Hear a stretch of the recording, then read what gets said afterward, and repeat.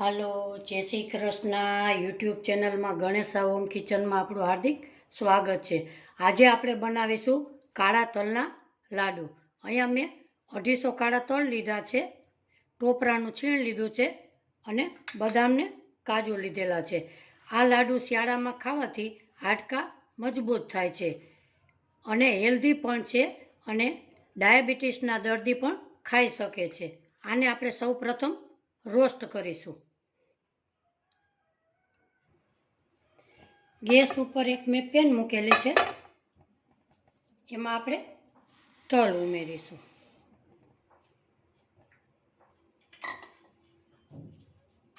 ધીમા ગેસે એને આપણે રોસ્ટ કરીશું. આપણા તલ શેકાવા માંડશે ત્યારે ફટફટ એવો અવાજ તલમાંથી આવે છે.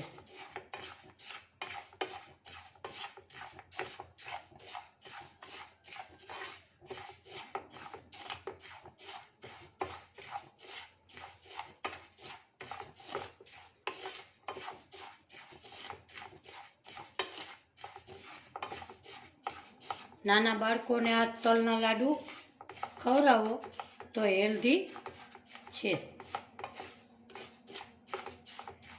આવી રીતે આપણે ધીમા ગેસે તલને શેકીશું.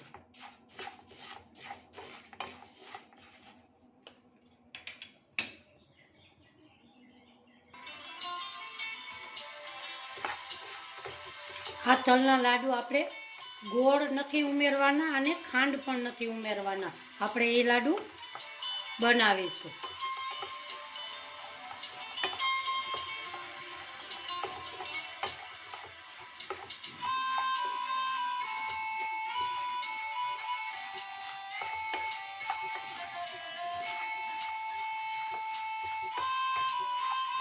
આપણા તલમાં ફટફટ એવો અવાજ આવે છે.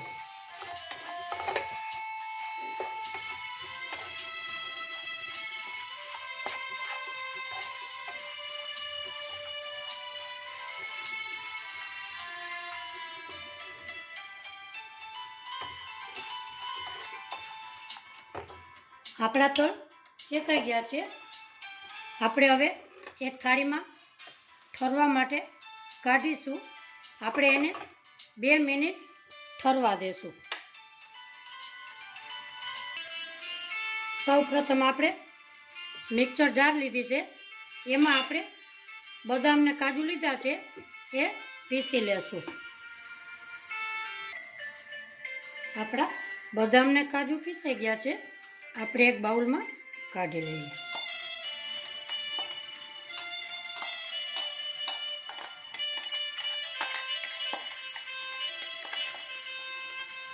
હવે આપણે કાળા તલ શેકેલા છે એને પણ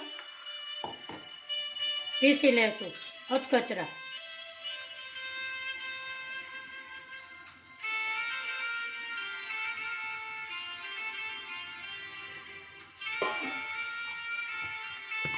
એને પણ પીસી લેશું.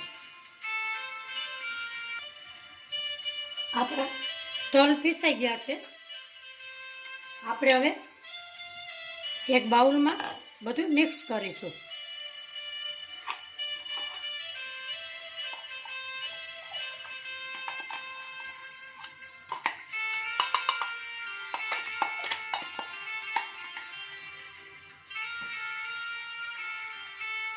બદામ કાજુ પીસેલા છે એ ઉમેરીશું. ટોપરાનું ખમણ લીધું છે એ ઉમેરીશું. હવે આપણે 250 ગ્રામ તલની સાથે 400 ગ્રામ ખજૂર લીધો છે, એને આપણે રોસ્ટ કરીશું.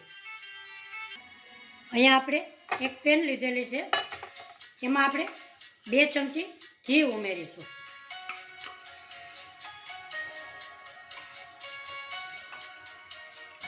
ખજૂરને આપણે ઠળિયા કાઢીને લીધેલો છે.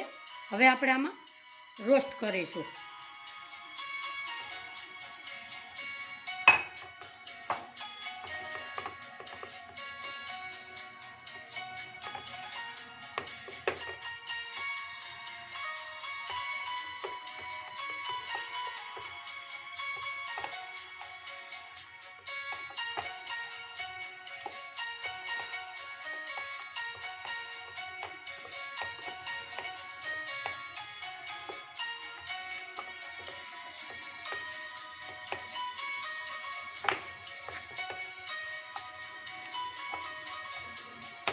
આજની રેસીપી મારી ગમી હોય તો લાઈક કરજો, શેર કરજો, સબસ્ક્રાઈબ કરજો, બેલ આઇકોનના બટનને જરૂરથી દબાવજો. મારી નવી નવી રેસીપીના નોટિફિકેશન તમને મળતા રહે. આવી રીતે આપણે એકરસ કરીશું.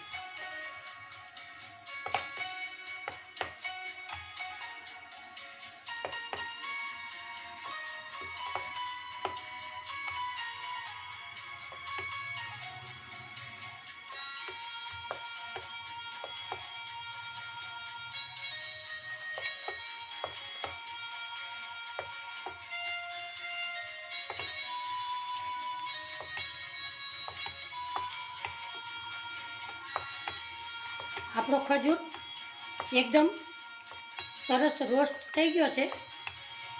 હવે આપણે 2 મિનિટ એને ઠરવા દેશું.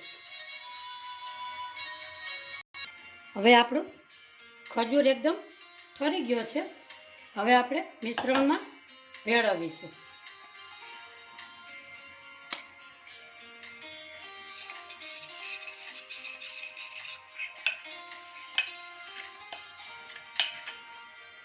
એને હવે આપણે હાથની મદદથી હલાવીશું.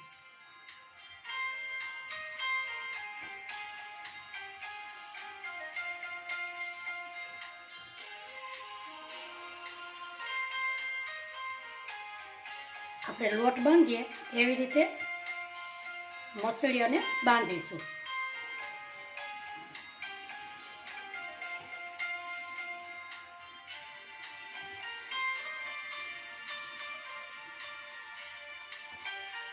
તમને આ સૂકો લાગે કે હજી આપણું મિશ્રણ બંધાતું નથી તો તમે ગરમ કરી અને 2 ચમચી ઘી ઉમેરી શકો છો.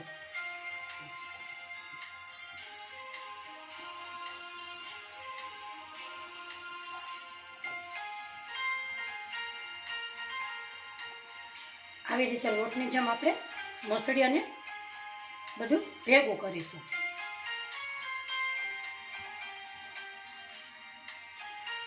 હવે આપણે લાડુ વાળીશું.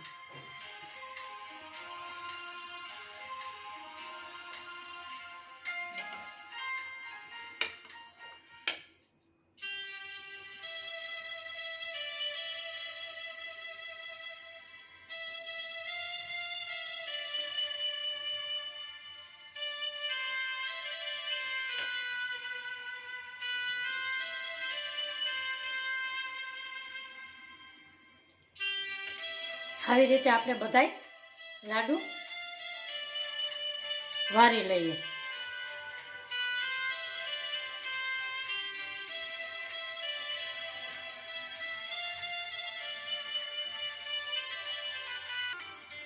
આપણા લાડુ બધાય વારી લીધા છે.